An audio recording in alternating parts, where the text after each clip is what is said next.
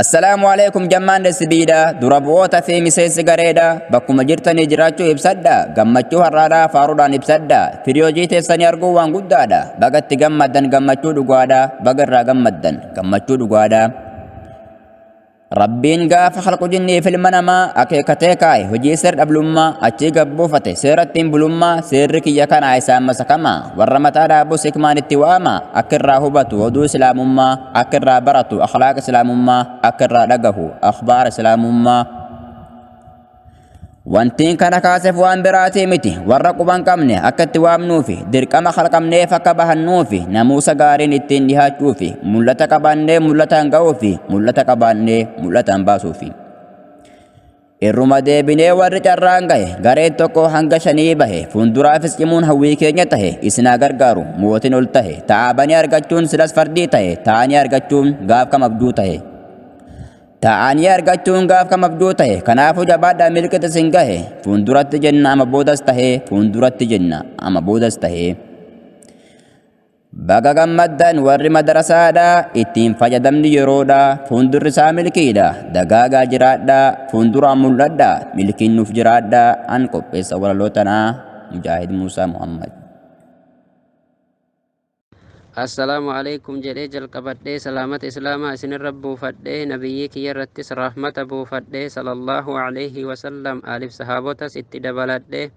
keessumoota kennas mee xiqqoo simadhee waa isinii himaa rabbii koo kadhadhee waa isinii himaa rabbii koo kadhadhee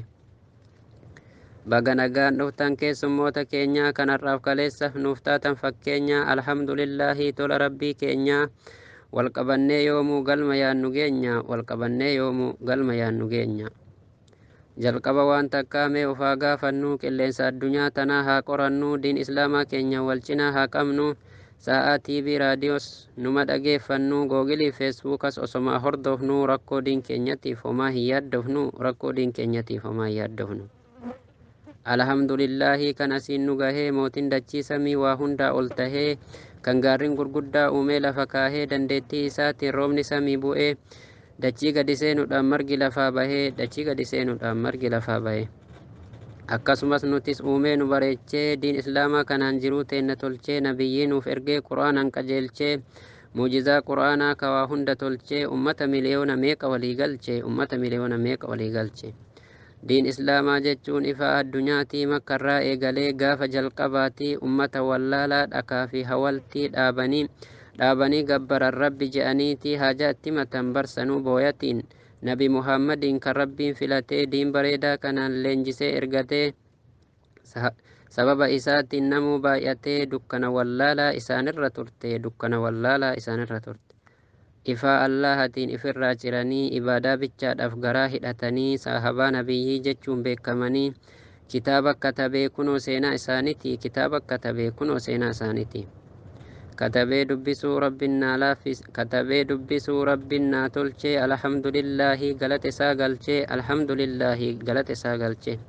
kanarraaf qabadhee asumatti geessaa dogongora kiyyas isinnaaf sirreessaa yaada koo xumuree du'aa hin geggeessaa